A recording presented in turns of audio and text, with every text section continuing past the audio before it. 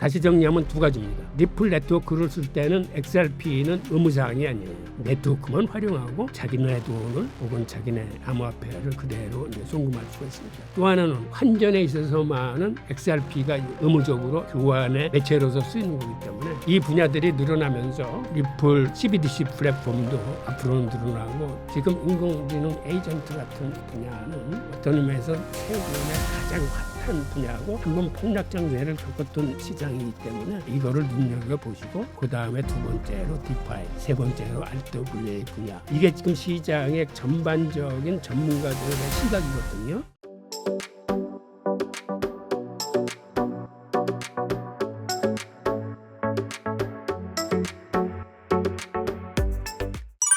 최근 스테이블 코인 시장이 점점 커지면서 미국의 달러 지배력을 유지하는 수단으로서 주목받고 있다고 하는데요. 이게 정확히 어떤 이야기일까요? 지금 일단 세계 139기 CBDC를 준비하고 있고 사실은 미국도 CBDC를 준비하고 있었어요.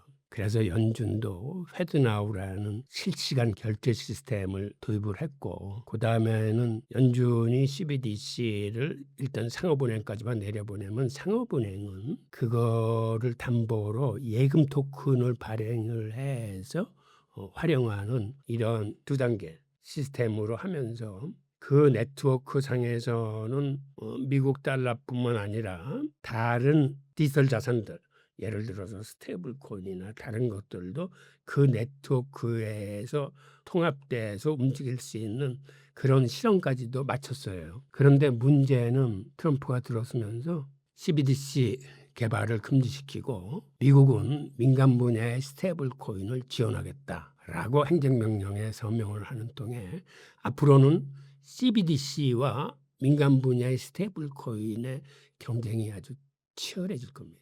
그 통에 우리나라는 어부지리를 얻었다고 그럴까요? 사실은 우리 CBDC가 미국이 추진하던 시스템을 그대로 모방해서 지금 실험하고 있습니다. 그런데 정작 이거를 준비하고 있었던 미국은 트럼프가 들어와서 못 쓰게 하기 때문에 오히려 우리나라가 이런 미국이 개발한 시스템을 그대로 쓰는 그런 형국으로 갈 것 같습니다.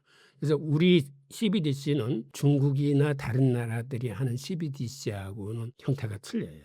이런 의미에서 앞으로 스테이블 코인 시장은 엄청나게 커질 시장입니다. 지금 한 2,300억 달러 정도 되는데 올해 안에 이게 거의 2배로 커져서 한 4천억 달러 규모가 되고 이게 매년 기하급수적으로 커지면서 2028년에는 한 2조 달러, 뭐 2030년 경우에는 뭐 엄청나게 커질 텐데 4조 달러가 어느 정도 큰 금액이냐면 지금 달러의 총 발행액이 한 7조 달러뿐이 안 됩니다. 그러니까 스테이블 시장이 앞으로는 달러 시장 못지않게 이 시장이 커질 거예요. 그것도 급격하게. 이런 움직임 속에서 스테이블 코인이 CBDC의 대항마로서 뿐만 아니라 스테이블 코인은 참 용도가 많습니다. 우선 암호화폐 시장의 일종의 기축통화예요. 우리나라는 원화를 가지고 암호화폐를 살 수 있지만 다른 나라들은 스테이블 코인을 가지고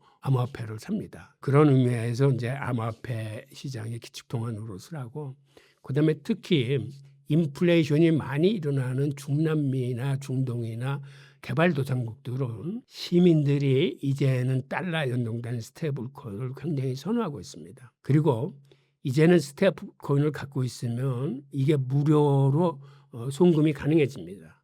즉 한마디로 스위프트 시스템 자체가 지금은 어떤 의미에서 와해 국면으로 들어가고 있어요. 그리고 스테이블 코인 가지고 이제는 무역하는 물동량이 굉장히 늘어났어요. 우리나라만 하더라도 동대문 시장 장사꾼들은 이제 죄 스테이블 코인 가지고 무역을 합니다. 왜 그러냐 하면 달러는 사는 값하고 파는 값이 서로 틀린 반면에 스테이블 코인은 가격이 같아요. 게다가 신용장이나 무역금융을 일으켜서 무역하는 건 시간이 많이 걸리고 번거롭습니다. 그러다 보니까 소액 무역이나 중소기업들은 스테이블 코인 무역을 선호하게 되는데 근데 정부 당국에서는 이거를 문제로 보는 이유는 이게 통계에 안 잡혀요.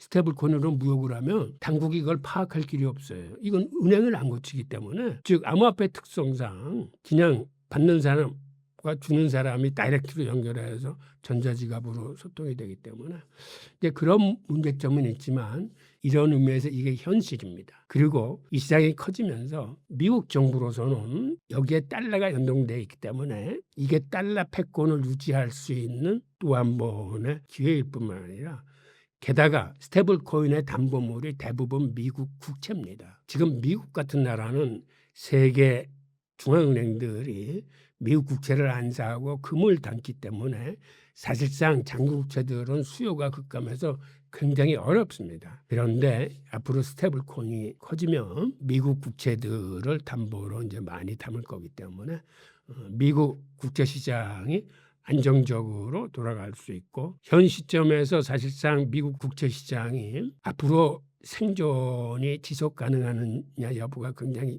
불투명했었는데 오히려 스테이블 코인이 나타나서 이제 미국 국채 시장의 구세주 역할을 하게 될 겁니다. 그러니까 미국으로서는 크게 한 3가지 정도 이유가 있어요. CBDC를 쓰지 않는 거는 기본적으로 이거는 개인의 프라이버시 를 침해할 수 있다는 우려와 또 하나는 민간 분야의 기술과 창의성이 정부 주도보다는 효율적일 거라는 이런 판단에서 CBDC를 안 쓰고 스테이블 코인을 지원하겠다는 건데 게다가 스테이블 코인을 쓰면 달러 패권을 연장할 수 있고 또 하나 미국 국채 시장의 수요를 확대할 수 있어 미국으로서는 일석삼조의 효과를 보는 게다가 민간 분야, 공공 분야 할 것 없이 앞으로는 메타버스 등 가상 생태계에서조차 스테이블 코인이 앞으로는 많이 쓰이게 될 겁니다. 그런 의미에서 스테이블 코인의 시장은 앞으로 발전 가능성이 무궁무진하고 봐야 되겠죠.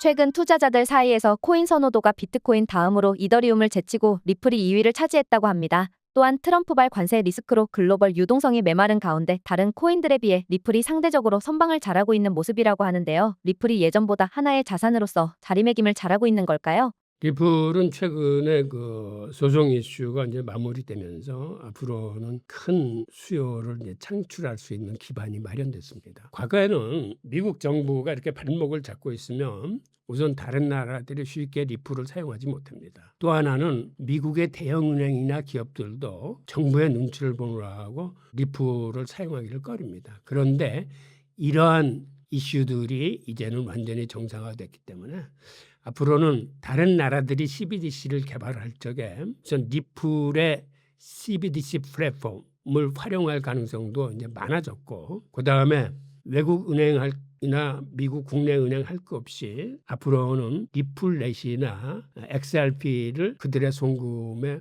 활용할 가능성이 커졌습니다. 우선 미국의 뱅크 오브 아메리카만 하더라도 리플을 사용할 의도가 있다, 의향이 있다. 라고 밝힘으로써 일단 대형 은행들하고의 리플 관계가 앞으로는 급속도로 이제 가까워질 가능성이 있습니다. 또 하나는 은행들이 사실 탐내는 건 XRP가 아니라 리플렛이에요. 즉 리플렛은 이 네트워크는 분산형 네트워크이기 때문에 다이렉트로 이쪽 은행에서 저쪽 은행으로 중개은행을 거치지 않고 다이렉트 송금이 가능합니다. 그런데 스위프트 시스템은 사실은 송금망이 아니고 이건 통신망이에요. 즉 누구한테 얼마를 보내라는 지시를 전보 형식으로 보내면은 그 은행은 자기의 송금망을 통해서 그 지시에 따라서 송금을 하느라고 여기는 송금 시간도 많이 걸리고 송금 수수료도 비쌉니다. 그런데 리플렛을 활용하게 되면 이거는 보통 한 3, 4초 내에 송금이 완료돼요. 다이렉트로 가는 거기 때문에. 그래서 앞으로는 많은 은행들이 리플렛을 활용할 가능성이 커지고 또 하나는 환전 시스템에서 큰 변화가 일어날 겁니다. 여태까지는 은행들이 송금을 할 적에 중간에 환전을 해야 되면은 해당국의 통화를 미리 다 사전에 사가지고 준비를 해놔야 돼요. 그래서 송금 원화를 갖다 주면서 이거를 달러로 좀 붙여달라, 유로화로 좀 붙여달라라고 그러면 갖고 있던 통화를 가지고 환전을 해서 해줬는데 리플의 ODL이라는 시스템을 쓰면 중간 매체 통화를 XRP로 쓸 수 있습니다. XRP로 어떤 통화든지 다 대체를 할 수 있기 때문에 은행들이 환전을 위해서 비축해야 될 엄청난 다른 외국 통화들에 대한 자본을 거기에다 쏟아 넣을 필요가 없게 되는 거죠. 그래서 은행들은 오히려 On-Demand Liquidity, 이 ODL 시스템을 위해서 XRP를 활용할 가능성이 높습니다. 다시 정리하면 두 가지입니다. 리플 네트워크를 쓸 때는 XRP는 의무사항이 아니에요. 네트워크만 활용하고 자기네 돈을 혹은 자기네 암호화폐를 그대로 이제 송금할 수가 있습니다. 또 하나는 환전에 있어서만은 XRP가 의무적으로 교환의 매체로서 쓰이는 거기 때문에 이 분야들이 늘어나면서 그 다음에 리플 CBDC 플랫폼도 앞으로는 늘어나고 특히 리플이 지난해 말에 개발한 리플 스테이블 코인 RLUSD도 앞으로는 쓰임새가 굉장히 많아질 겁니다. 하여튼 이런 것들이 소송 이슈의 해소로 인해서 앞으로 리플의 마케팅 끊임없는 어떤 신기술 개발이 뒷받침해 주면은 리플은 앞으로 전망이 밝다고 볼 수 있습니다. SEC가 XRP ETF 승인 결정을 6월 17일로 연기하면서 투자자들의 관심이 집중되었다고 하는데요. SEC가 결정을 연기한 이유에 제한된 규칙 변경안과 관련된 사안을 충분히 검토할 시간이 필요하다라고 답했다고 합니다. 일각에선 시간 벌기라는 이야기도 있던데 이들이 연기한 정확한 이유가 무엇일까요? 아니 시간 벌기도 맞는 얘기예요. 왜 그러냐면 폴 애킨슨 위원장이 취임한 지 이제 얼마 안 됐어요. 4월 21일 날 취임했기 때문에 그 사이에 이 내용을 충분히 검토할 시간은 없었을 겁니다. 그래서 앞으로 좀 이거를 좀 구체적으로 검토하는 데는 새로운 위원장이 시간이 좀 필요할 거고 또 하나는 지금 미국 의회에서 암호화폐 포괄법을 지금 제정을 하고 있어요. 우선 그 법에 맞춰서 SEC도 앞으로는 모든 거를 진행을 해야 되기 때문에 그 법이 지금 어떻게 진행되는지 여부도 SEC가 들여다보면서 거기에 맞춰서 승인 여부를 결정해야 될 거거든요. 그러니까 어떤 의미냐면 미국 의회가 검토를 하고 있는 그 포괄법은 지금 이 페이지를 보시면 5일 전에 공개된 내용인데 의회에서 제정하고자 하는 법안의 주요 내용들이 크게 5가지입니다. 우선 소비자 보호가 들어가고 그 다음에는 혁신을 촉진하기 위한 이런 지원 사항들이 들어가고 그 다음에 감독 기관을 지금 SEC 위주로 돼 있는 거를 상품거래위원회로 암호화폐의 70% 정도는 상품으로 분류해서 그 해당 감독 기관을 상품거래위원회로 바꾸게 될 겁니다. 그래서 실질적으로 앞으로 SEC가 관여를 해야 되는 부분은 상품이 아닌 증권성 암호화폐에 관한 부분만 감독할 수 있는 권리가 주어질 거거든요. 그래서 이번 ETF 승인에도 이러한 요소들이 다 감안돼야 되기 때문에 이 내용에 맞춰서 아마 다시 검토를 해야 될 거예요. 그리고 포괄적 암호화폐의 그 4번째 핵심 사항이 규제 대상인데 이거는 디지털 자산을 크게 3개로 나누겠다는 거예요. 우선 상품으로 분류되는 디지털 상품이 있고 그다음에 증권성이 있는 제한된 디지털 자산이 있고 그다음에 스테이블 코인 같은 이런 결제용 이렇게 3개로 나눠서 감독기관도 따로따로 다 지정을 시키겠다는 겁니다. 그런 의미에서 SEC는 이 법안을 토대로 해서 아마 세부적으로 다시 검토 작업을 거쳐야 될 겁니다. 그런 의미에서 시간이 좀 필요한 거죠. 아무래도 ETF 승인된다면 가격이 얼마나 오를까에 관련된 궁금증이 많을 텐데요. 전문가들 사이에선 XRP ETF가 승인된다면 현재 가격의 최대 30% 정도 상승할 가능성이 높다고 하는데요. XRP의 가격은 어떻게 될 것이라고 보시나요? 가격은 신의 영역이기 때문에 함부로 얘기하기 힘들 건데 정 물으신다면 저도 그 정도 혹은 그 이상으로 상승이 가능하다라고 봅니다. 트럼프는 지난 3월 가상자산 산업을 육성하기 위해 비트코인, 이더리움, XRP, 솔라나, 카르다노를 포함하는 전략적 가상자산 준비금을 조성한다고 했는데요. 현실적으로 이 5개의 코인이 포함된다는 게 가능할까요? 가능은 합니다. 그런데 일단은 미국 정부의 정책이 예산을 쓰지 않고 전략자산 비축하는 방법을 찾고 있어요. 그러니까는 국민들 세금으로서 이런 걸 사서 비축하는 게 아니라 세금은 쓰지 않고 비축하는 방법을 지금 찾으라고 재무부하고 상무부한테 명령을 내린 상태인데 즉 어떤 얘기냐면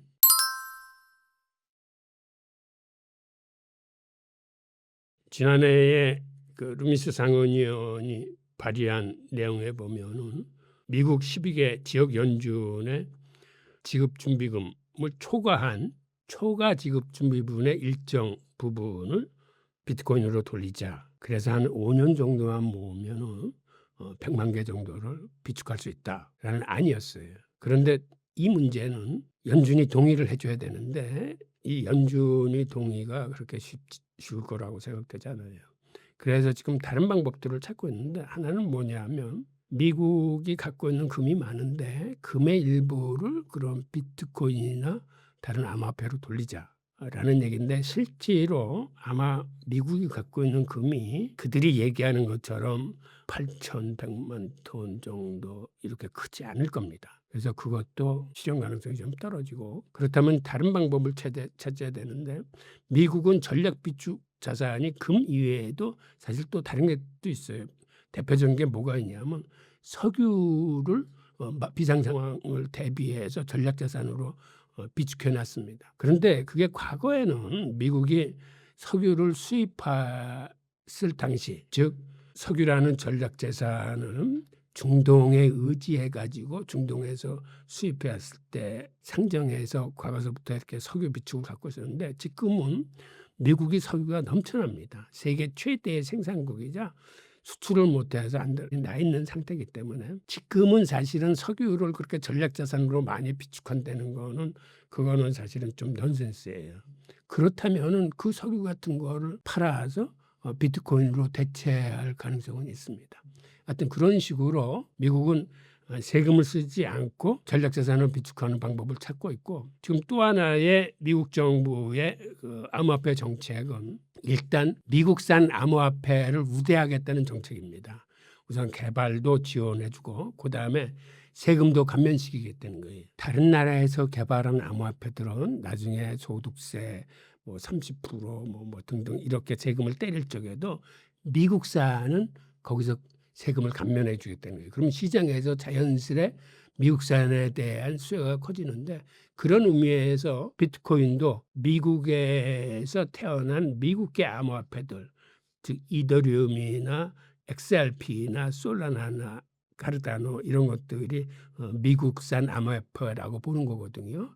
그래서 비축자산 이렇게 흘렸는데 이것도 비트코인만큼 그렇게 절대적인 지원을 예상하기는 힘들지만 예산을 쓰지 않고 비축할 수 있는 방법이 있으면 그들이 마다하진 않을 거예요. 그래서 사실 이거는 현실적으로 가능성이 반반이라고 봐요. 그들이 예산을 쓰지 않고 이거를 비축할 수 있는 방법을 찾아내면은 비축이 가능한 거고 그 방법을 못 찾아내면은 비축이 좀 힘들지 않냐 그렇게 봅니다. 트럼프 시대 시장에서 주목할 만한 알트코인들 중에서 현재 인공지능 AI와 디파이와 관련된 알트코인들이 눈여겨볼 만한 종목이라는 이야기가 있던데요. 교수님 생각은 어떠신가요? 네, 제 생각도 비슷합니다. 지금 흔히 3대 유망 테마로 꼽히고 있는 게 첫째 인공지능 에이전트, 두 번째 디파이, 세 번째 RWA입니다. 그 외로서는 어떤 것들이 시장에서 거론되고 있냐면 인공지능 코인, 게임파이 코인, 그다음에 인공지능하고 결합한 민코인, 그다음에 디핀 이런 것들이 꼽히는 거거든요.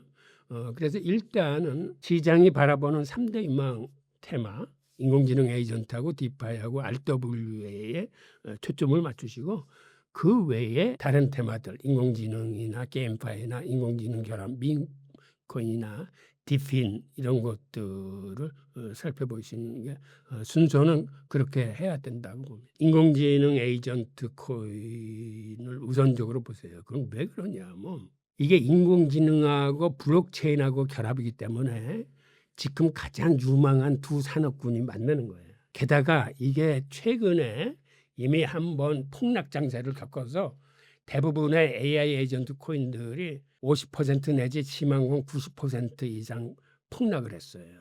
즉 과거에도 IT 산업이 나왔을 적에 그때는 닷컴장만 붙으면 막 투자를 해가지고 버블이 꼈다가 그게 90% 이상 폭락을 하고 그다음에 오늘날의 M7이라 불리는 IT 기업들이 거기서부터 이제 탄생을 한 거거든.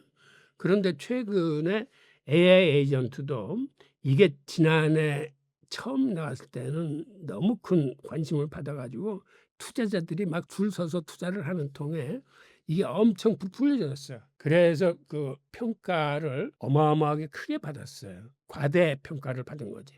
그래서 시장에서 한번 이렇게 폭락 장세를 한번 겪었거든. 그래서 지금은 오히려 여기서부터 다시 피어나는 코인들은 그중에서 이제 살아남을 가능성이 있는 거예요. 그런 의미에서 이거를 좀 먼저 눈여겨보십사 하는 거고, 그다음에 디파이는 근본적으로 지금 정부가 바뀌어서 암호화폐를 지원하겠다는 마당에는 디파이가 사실은 암호화폐의 어떤 면에서는 본질 산업이에요. 즉 암호화폐라는 건 중개 기간이 없이 서로 활용하는 거기 때문에 대출이나 예금도 중개 기간의 마진을 빼고 더 많은 투자자들이 마진을 가져갈 수 있는 시장이 바로 암호화폐 시장이기 때문에 디파이 분야는 굉장히 유망합니다. 그런데 일단 우선순위는 디파이도 유명하지만 이거는 꾸준히 성장할 수 있는 분야고, 지금 인공지능 에이전트 같은 분야는 어떤 의미에서 최근에 가장 핫한 분야고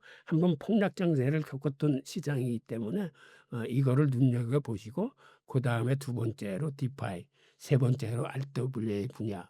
이게 지금 시장의 전반적인 전문가들의 시각이거든요. 굳이 내 개인 시각이 아니라. 그래서 이렇게 보시는 게 바람직할 것 같아요.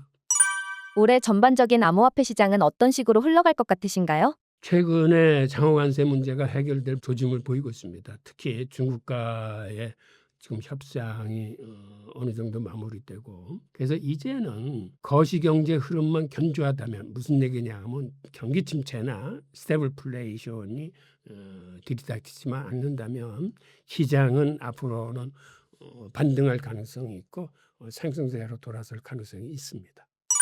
블록체인 매체에 따르면 이제는 비트코인이 나스닥과의 상관관계가 줄어들고 금과 같은 움직임을 보인다고 말했는데요. 무역전쟁과 경기 침체 우려 속에서도 회복력을 보이며 알트코인이나 S&P 500 같은 지수보다 무역전쟁에서 오히려 강한 모습을 보였다고 하는데, 이제 점점 안전자산화 되어간다고 볼 수 있을까요? 비트코인을 이제는 대체자산의 시각에서 봐야 됩니다. 즉 대체자산이라는 건 한마디로 달러에 대한 대체자산을 의미하거든요. 지금처럼 달러 인덱스가 계속 이렇게 약세로 가면은 달러에 대한 신뢰도를 잊어버리고 달러가 약세로 간다는 거기 때문에, 이렇게 되면 금과 비트코인은 올라갈 수뿐이 없습니다. 그리고 이러한 현상은 어떤 의미에서는 바람직한 현상이에요. 여태까지는 나스닥과 동행을 하느라고 좀 너무 힘들었는데, 이제는 평상시에는 나스닥하고도 동행을 하겠지만 이제는 대체자산으로서의 역할에 충실해서 금과 동조하는 현상도 같이 벌어질 거기 때문에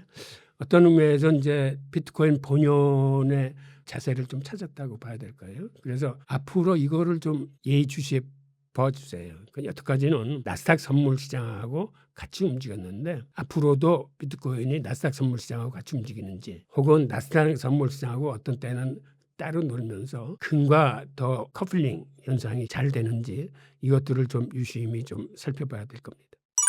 암호화폐 시장의 변동성이 큰 현재 시점에 암호화폐를 투자하려는 분들에게 조언이나 권하고 싶은 방식 같은 것들이 있을까요? 주식에서 S&P 500이나 뭐 나스닥 100 같은 것을 많이 투자하듯이 암호화폐 시장도 이 지수 추종 전략을 쫓아하십시오라고 추천드리고 있습니다. 한마디로 이게 패시브 펀드 전략인데요. 시총 그대로 가져가는 겁니다. 지금 비트코인 도미넌스가 한 64% 정도 될 거예요. 그다음에 이더리움이 7%였는데 최근에 급등하는 통에 지금 이게 9%까지 이렇게 늘어났는데, 일단 전통시장에서도 포트폴리오를 꾸밀 때 예를 들어서 주식 60%, 채권 40% 이런 식으로 60대 40 포트폴리오를 꾸미거든요. 암호화폐 시장에서도 비트코인 60, 알트코인 40 이렇게 비중을 정하시고, 알트코인 40% 중에서는 이더리움 10%, 기타 알트코인 30% 정도 잡으신 다음에, 기타 알트코인은 예를 들어서 ETF 승인 가능성이 있는 거 한 석 종, 그다음에 유망 테마 코인 3종, 이렇게 6종 정도 골라서 각 5% 비중을 하면은 그게 한 30% 될 겁니다. 그래서 비트코인 60, 이더리움 10, 나머지 6개 코인 선정해서 30 해서 이런 식으로 하면 거의 지수 추종이 될 겁니다. 암호화폐 시장 성장세하고 같이 갈 수 있을 거예요. 저는 이거를 권해드립니다. 앞으로 비트코인이 다른 자산의 움직임을 따라가는 자산이 아니라 독자적인 움직임을 갖는 자산으로 발전할 가능성이 있을까요? 사실은 그게 가장 바람직한 거죠. 비트코인이 힘이 더 세지면 그렇게 갈 수 있겠죠. 그러니까 지금은 힘이 작으니까 뭔가 눈치를 보면서 이렇게 다른 놈하고 이렇게 붙어가지만 비트코인이 정말 커졌어. 덩치가 금보다 더 커졌어. 그러면 오히려 금이 비트코인을 보면서 쫓아가야 되는 거죠. 최근 이제 노후를 준비하는 이제 준비를 위해서 이 미국 주식을 사는 사람들 뭐 부동산 투자 등 뭐 다양한 투자 자산으로 이제 노후를 준비하고 계시는데 비트코인도 이 투자 자산 중 하나인데 비트코인으로 노후를 준비를 하시는 분들은 뭐 대략 좀 어느 정도를 이제 천천히 비축을 하면 괜찮다고 보시나요? 비트코인은 일단은 저는 적립식 장기 투자를 권하는데요. 월급날이나 혹은 매주 일정 금액을 계속 사들이는 겁니다. 마치 적금 붓듯이. 그러면 사실 마음이 편해요. 근데 노후 자금을 위해서 어느 정도 준비해야 되냐 보면은 마이클 세일러 같은 사람은 앞으로 20년 후에 비트코인 가격이 1,300만 달러 간다고 그랬어요.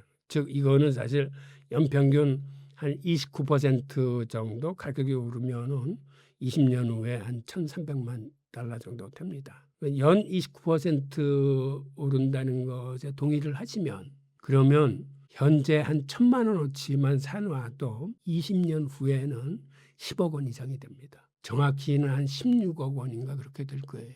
그러니까 20년 후에도 16원이 큰 돈인지 여부는 모르겠는데 지금 한 1,000만 원어치 사두면은 20년 후에는 그 가치가 한 16억 정도 된다. 이렇게 보시면 돼요. 끝으로 웅달책방 시청자분들께 한 말씀 부탁드리겠습니다. 암호화폐 시장은 제가 거듭 말씀드리지만 변동성이 굉장히 큰 시장입니다.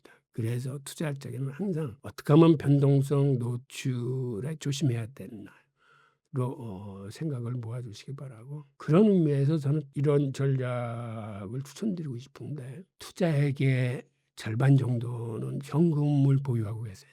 내가 1억을 투자하면은 암호화폐 전체 투자에 5천만 원 그리고 나머지 현금 5천만 원을 갖고 있으면서 예를 들어서 암호화폐 5천만 원 이 중에서 비트코인 60%, 이더리움 10%, 기타 알트코인 30%를 갖고 있다가 시세 변동이 심해지면은 이거를 주기적으로 다시 50대 50으로 맞춰 놓는 겁니다. 그러면 잃어도 적게 잃고 물론 따도 적게 따지만 이게 변동성 노출을 최소화시키는 거고 또 하나 이거는 사실은 어떤 면에서는 균형 복원 포트폴리오 전략인데 이게 생각보다는 수익이 좋습니다. 이건 클로드 세너의 그 양반이 직접 이거를 개발해서 우리한테 알려준 거고 클로드 세넌의 도깨비라고 그래서 이게 횡보장에서도 이거는 계속 수익을 내요. 이거는 균형복원 포트폴리오 제가 방송한 거나 이거를 찾아보시면 대충 아실 거고 그런 식으로 변동성 노출을 줄이고 정기적으로 리밸런싱을 함으로써 수익은 수익대로 조금 더 우상향하면서 변동성을 줄일 수 있는 또 하나의 방법입니다.